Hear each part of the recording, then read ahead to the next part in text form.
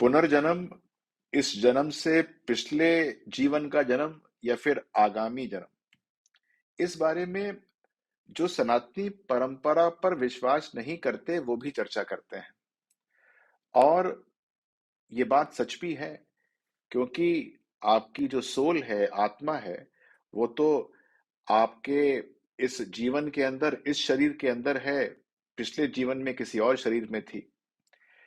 तो आपकी सोल या आपकी आत्मा या आप स्वयं अगर इसको माने, पिछले जन्म में क्या इसी परिवार से संबंध रखते थे?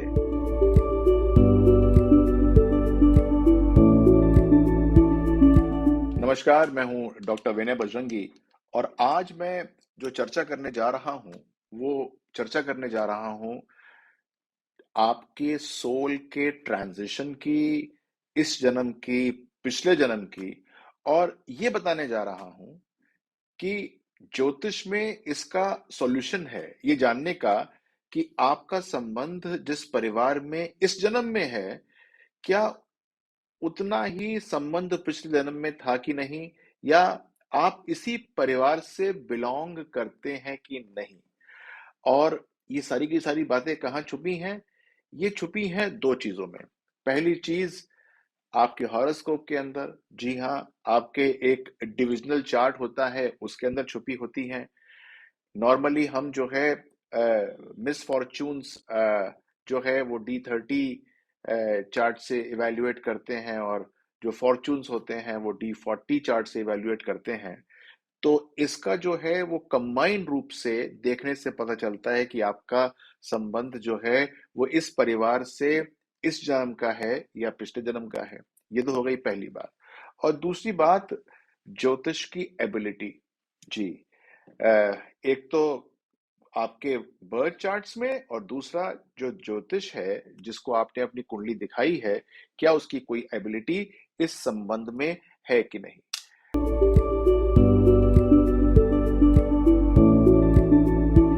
तो आपका जो संबंध है वो इस जन्म का पिछले जन्म में इसी परिवार से था कि नहीं, इस विषय पे हम चर्चा कर रहे हैं।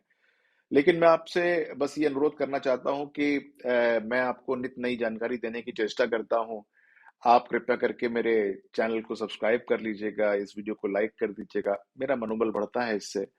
और दूसरी बात यह है कि यदि आपको किसी ऐसे विषय के बारे में जानना है जिसको मेरे को कवर करना चाहिए और मैंने अब तक कवर ना किया हो, आप कमेंट बॉक्स के अंदर ये भी लिख सकते हैं, ताकि जो मेरा अगला वीडियो हो वो उसकी तरफ या उस विषय की तरफ जो है वो केंद्रित हो।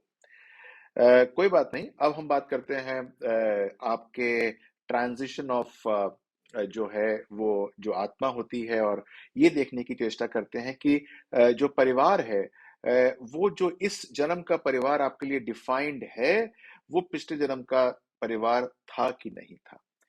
तो आपको ये तो शायद ज्ञान होगा ही कि अभी आपको कितना और जन्म लेना है, अपने आप को मोक्ष के द्वार तक ले जाने के लिए आपको क्या प्रयास करने हैं, क्या कर्मा करेक्शन करने हैं, ये आपके चार्ट के द्वारा इंगित होता है। लेकिन जब हम उतनी गहनता के साथ पड़ताल करना आरंभ कर देते हैं, तो ये भी पता चल जाता है कि ये जिस परिवार में आप हैं, चाहे इसको आप अच्छा समझते हो, चाहे आप इसे हल्का समझते हो, लेकिन इसका संबंध जो है वो आपके पिछले जन्म से है कि नहीं। हो सकता है कि आपका संबंध जो है वो इसी बार जनरेट हुआ हो, यानी कोई कनेक्शन ना हो, और हो सकता है कि ये काफी सारे युगों से, काफी सारे जन्मों से आ रहा हो। तो क्यों ना हो कि आप अपना D30 और D40 चार्ट जो है एक बार एग्जामिन कराएं, और देखते हैं कि क्या क्या फॉर्चून्स थे और क्या क्या मिस फॉर्चून्स थे, और इसका समावेश कैसे हुआ, और आपके जो आत्मा थी उसको जो एक नया परिवार मिला, या वही परिवार मिला, वो क्यों मिला और कैसे रहा।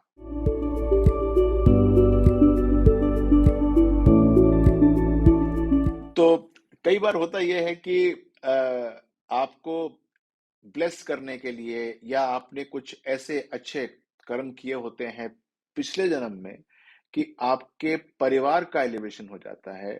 आप जिस परिवार में दोबारा जन्म लेते हैं, वहाँ पर आपका एलिवेशन हो जाता है और वहाँ पर आपको अपने कर्मों को ठीक करने का या करेक्शन करने का अच्छा अवसर प्राप्त होता है।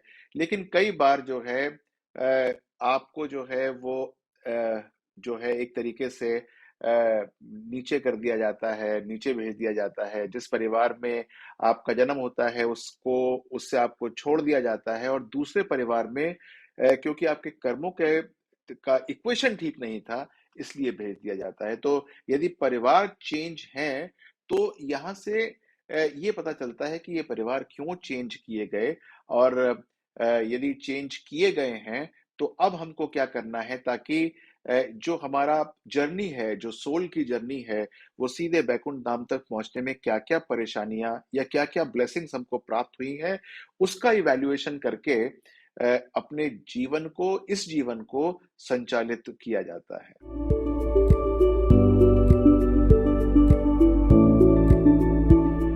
ऐसा संभव हो सकता है कि आपका परिवार जो है वही रहा। अधिकांश केसेस में ऐसा होता है। अधिकांश से मेरा मतलब है कि 60 टू 65% केसेस वही होते हैं जिसके अंदर परिवार जो होता है वो सेम रहा होता है और आपका अपना संबंध किसी आपके पूर्वज से होता है। यस, आपका ऐसा होता है कि आप जो हैं किसी न किसी अपने पूर्वज के रूप में थे इस धरती पर और आपका फिर जन्म अब आपके इस प्रेजेंट स्वरूप में है। तो उसका भी एक कारण होता है, वो ऐसा क्यों आपको मिला और आपको अब अपने जीवन को किस प्रकार से संचालित या नियोजित करना है। तो बहुत सारे लोगों को इस बात की बहुत एक्साइटमेंट होती है कि उत्सुकता होती है जानने की कि मैं जो हूँ वो अपने इस जीवन में जिस परिवार में हूँ, क्या इसका संबंध मेरे पिछले जन्म के परिवार से है कि नहीं? ऐसा बहुधा होता है कि व्यक्ति जो है शुरू-शुरू में इनिशियल इयर्स ऑफ लाइफ में अपने पिछले जीवन को या उससे पिछले जीवन को कभी-कभी याद करता है। अभी भी ऐसा भी होता है कि बहुत बार स्वप्नावस्था के अंदर ऐसे बहुत बार एनकाउंटर्स होते हैं जिसके अंदर व्यक्ति अपने पास्ट लाइफ्स के अंदर पहुंचता है। तो यदि आपने अपनी कुंडली का विवेचन इसलिए कभी न कराया हो या इस विषय में कभी ना कराया हो, तो इस विषय में कराने से बहुत लाभ होता है क्योंकि आपको इस जीवन में कैसे कर्म करने चाहिए, किस प्रकार से कर्म करेक्शन करना चाहिए, इसका भान हो जाता है।